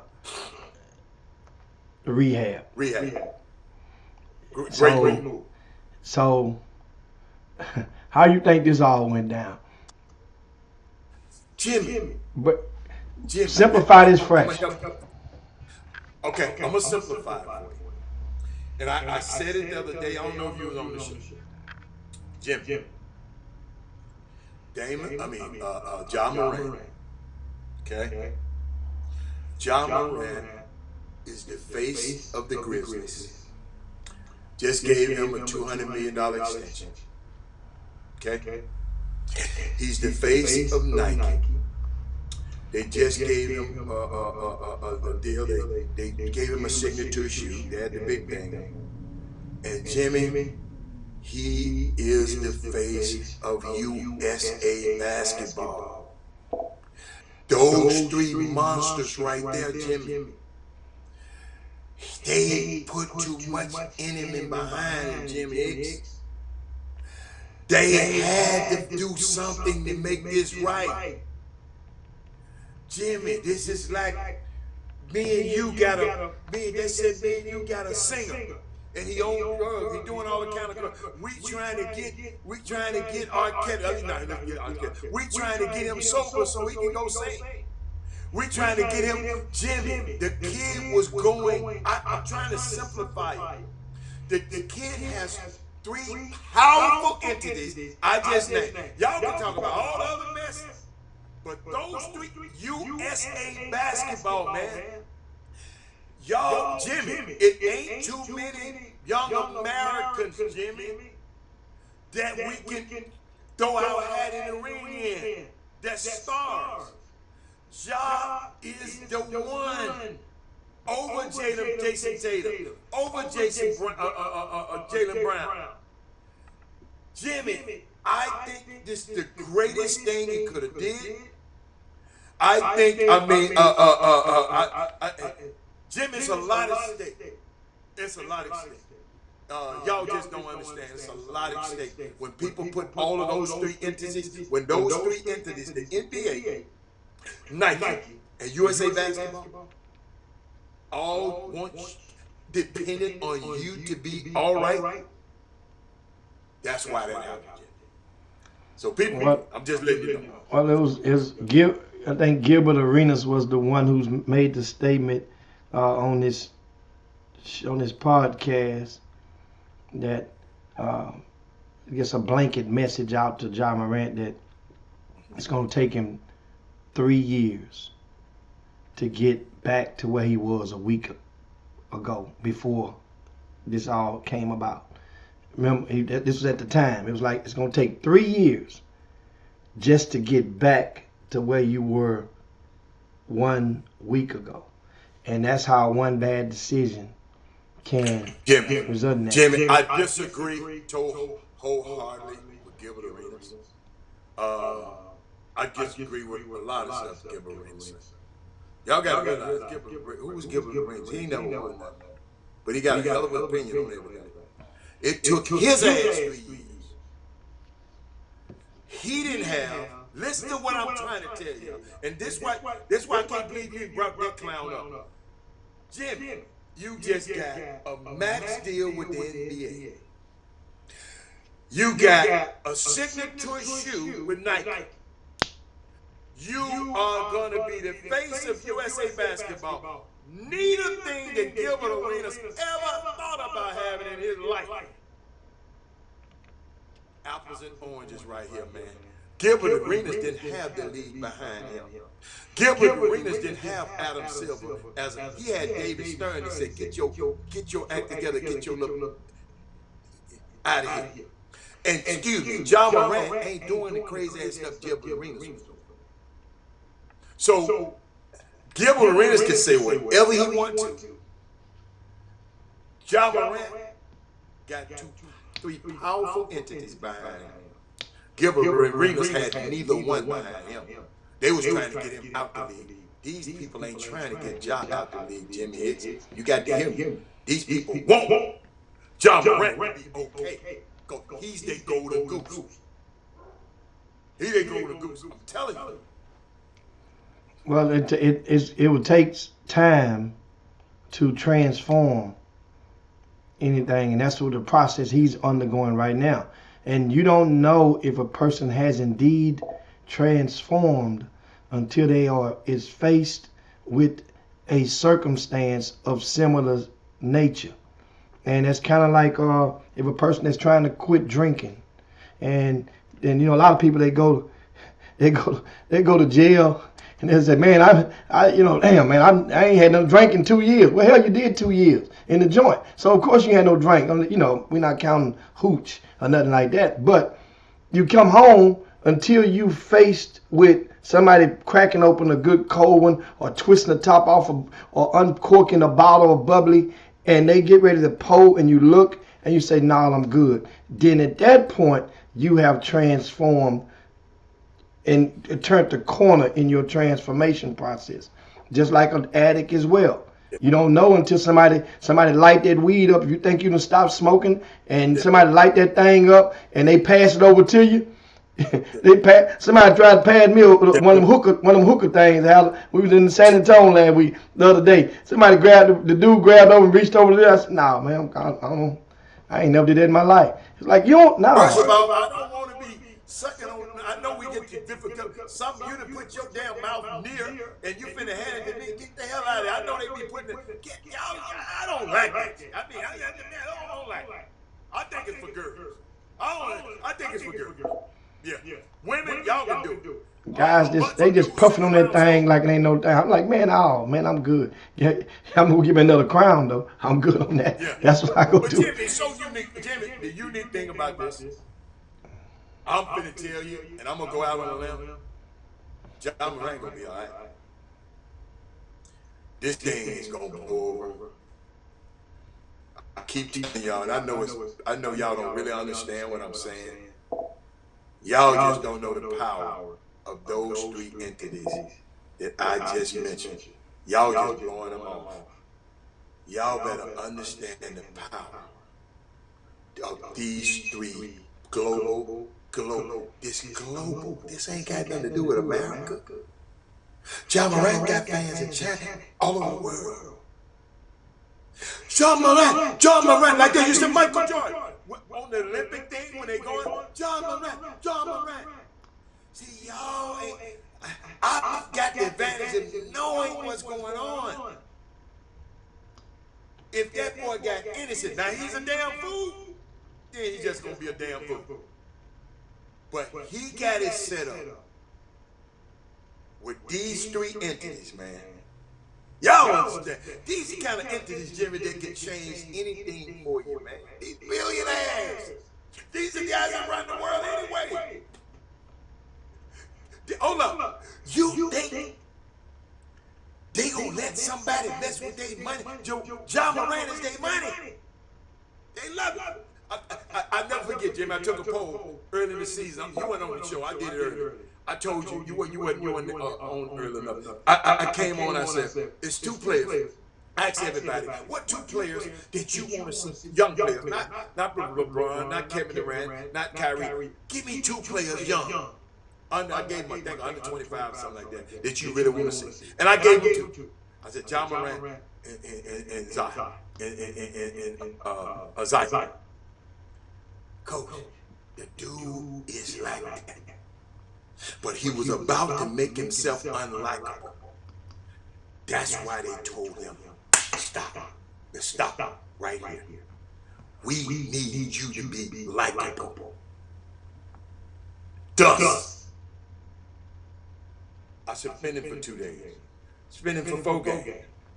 Now, we need to send you down here. And we're going to educate you on how we got to do this thing. Y'all might think he going to be at a clinic. He might be at a clinic, but they going to give his ass a clinic. Hey, look, do you want to do this? Because this is what we got planned for you. Or you want to go back there and do whatever you want to do. But we don't run your ass right out of the league. That's all. I know they put it all on TV. He's going to rehab. They want y'all to know he's rehabbing. They want y'all to know. NBA, USA basketball. Keep thinking that when people talk to y'all, just say, look, that dude got something behind him. None of Gilbert Arenas, they wasn't even thinking about him. They said, dude, goodbye. See you tomorrow. This dude here's something. This dude different. But Jim, I know you got to get out of here. Yeah, it's time. It is definitely. We are. I hope I help y'all with that one. We want to thank you guys for tuning in. Of course, we are on the Chop Shop. I got a quick question, Jimmy. Are you one of the ones that better be glad Sasser didn't play? Were you one of the ones that Memphis, like Eric Bowens put up there? You better be glad Sasser didn't play. No, I think I was more pleased with Kendrick Davis getting his vindication than Sasser not playing, because had he lost that game, or had he not played well, put it like that, then after the remarks he made about the University of Houston guards a week ago, they were waiting to roast KD's little ass had he not played well. To him, they ain't that good. To Kendrick Davis don't feel now one of them do better than him. Understand something, but once again, the press were waiting on him, because if you say I ain't that good, and I come back and I whoop you, right, or I suppress you and have you to, then now you're gonna come back and say, hey, let's how do you feel about that comment? Do you still think they're good? So they were waiting to have that moment. You had to do what he had to do, what he did, in order to overcome, to dispel that and to put that to rest right now, because as a result, it relieves a big glut of tension off the Memphis program. They're free right now. The way they're looking and the way they're free. And it was almost they like the number one team in the nation. What was they free about? Jimmy, they was already in the tournament. No, not only that, because they was already at 7 seed. They was already seeded in the tournament. You understand something. You lost at the buzzer, then come back a few days later and beat them.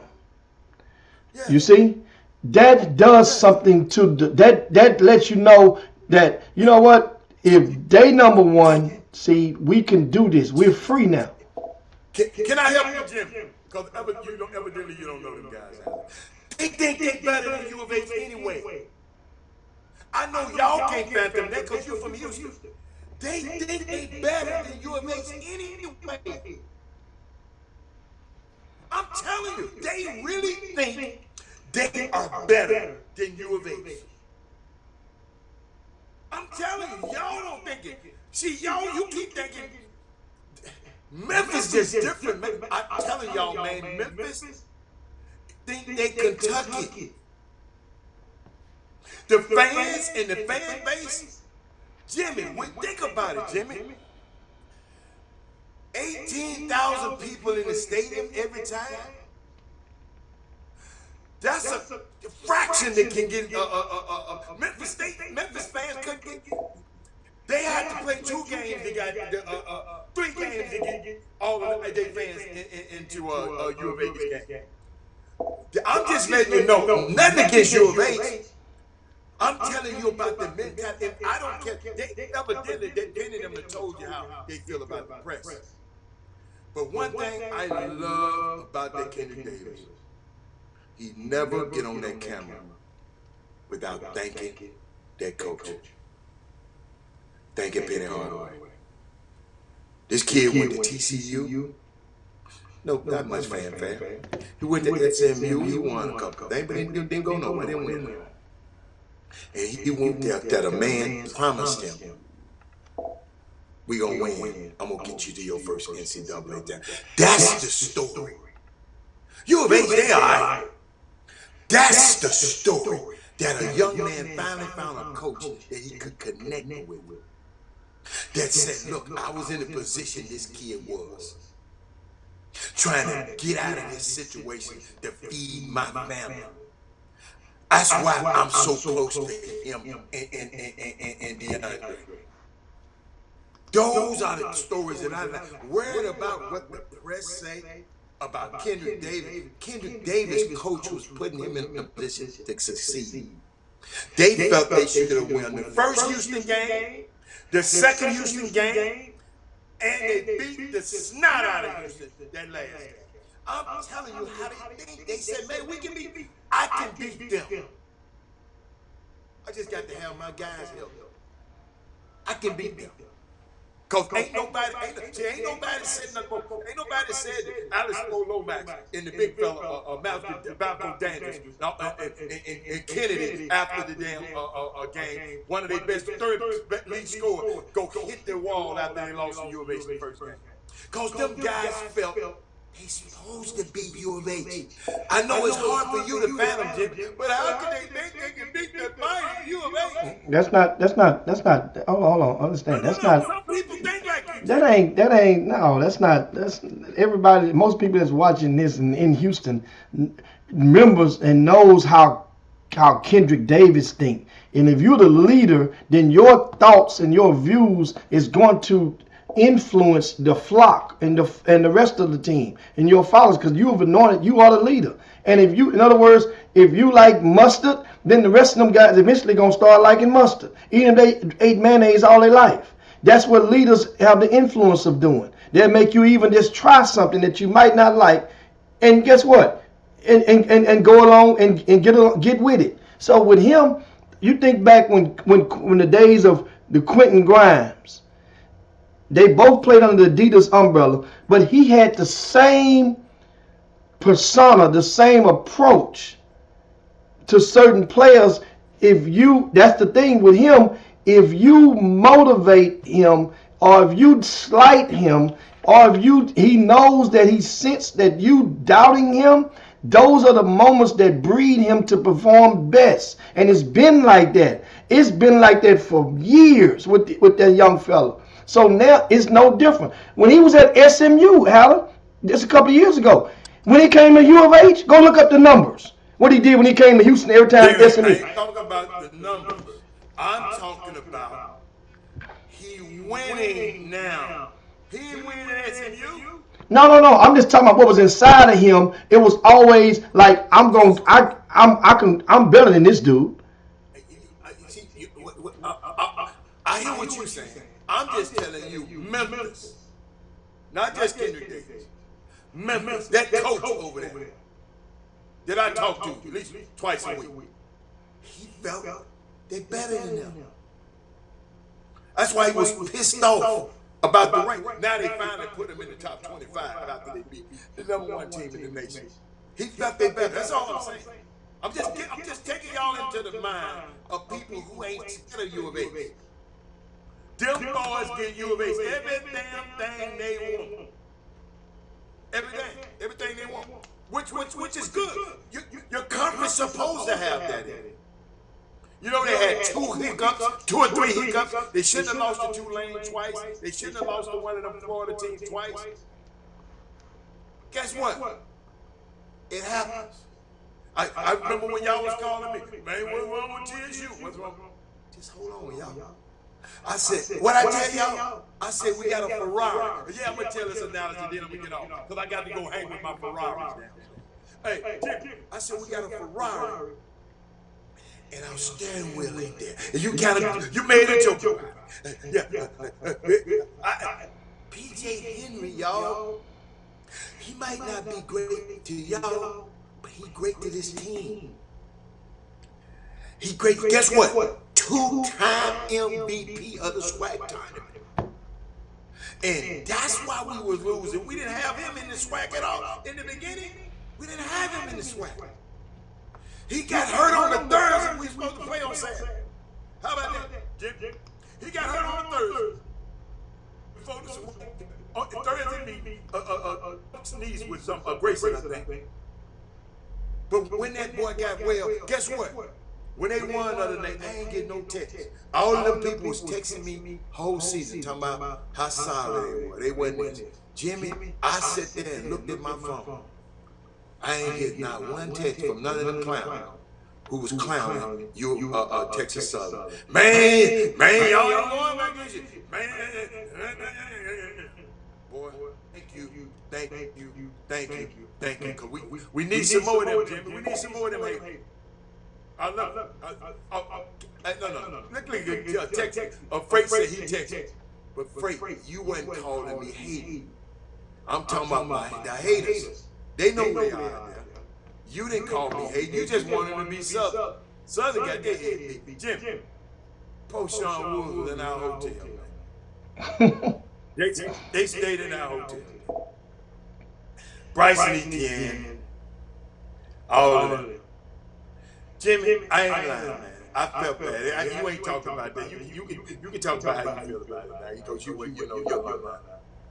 Them kids left TSU to go play somewhere else, and these boys are downstairs getting ready to go to film in a few minutes.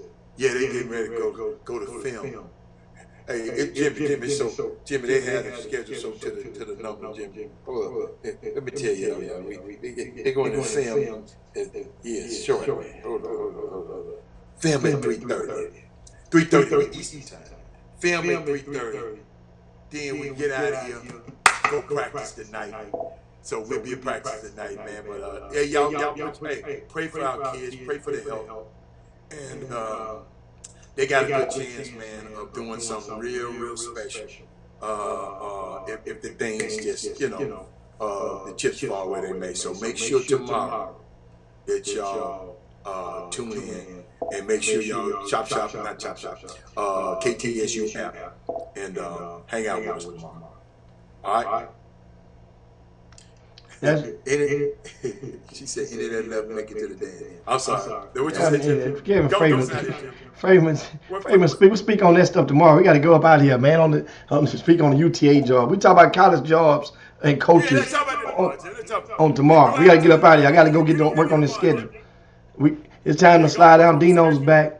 Yabba dabba do this thing on this Tuesday. Guys, make sure you share the show. Don't forget the Unsigned Senior Showcase. You go over to RCS Sports. We got something special for you guys in the VIP news today. The last installment of the freshman, the stats of all of the freshmen that's on Division I rosters. That last installment was posted in the VIP news today. Also, the transfer portal. The transfer portal. Watch the list is on today. I think is the first day that we put that out. Doug Jones has been grinding on that, and you guys can go and check out that portal, that transfer portal list on the front of rcssports.com. That's rcssports.com. Go check that out. #1 info source of Greater Houston basketball. But we up out of here. For Robert Allen, Jim Hicks. Peace. We'll see you guys tomorrow. Chop shop. Go, as Chatterbox will say, go Tigers. No, Jimmy, you ain't saying nothing about behind you. Man, you ain't. Listen. You don't even wear hats like that, man. You supposed to flip that thing and flatten that bill by, and then bring it on back. Bring one of them old back to the crib. I need one with the NCAA stamp on that thing. That's a bootleg hat. Ain't no NCAA stamp on that thing nowhere. You got that thing. Get that thing off Blodgett, didn't you? You got that hat off Blodgett, Haller. That's what you did. They give it to us as soon as we won. They give us hats and shirts. That little man be right outside the D-bar cooking food. You got that from that man that's cooking food outside the D-bar. That's what you got. You went to the spot. Well, you also hate it, man. Jim, look at the cookie they give you. Hold on. Look at the cookie. You gonna bust that one open. That's in the room. They put this in your room. Say, you know how you get nothing? Go get the housekeeping lady. Give her about $2. She bring you about 5, 6 of them things. You bring them home. The housekeeping lady, she know where all of them at. Hey, Jim, I always tip them. I always tip them. I always make sure they come. And I said, look here, I want my room the same way. I said, you see this computer right here? And I said, oh, Nancy, I can show it to y'all today. Let me see, can y'all see? See, this is my little setup, y'all. Jimmy, this is my little setup I be using on y'all ass on the road. You feel me? Yeah, I done took them behind the scenes. I ain't never took them.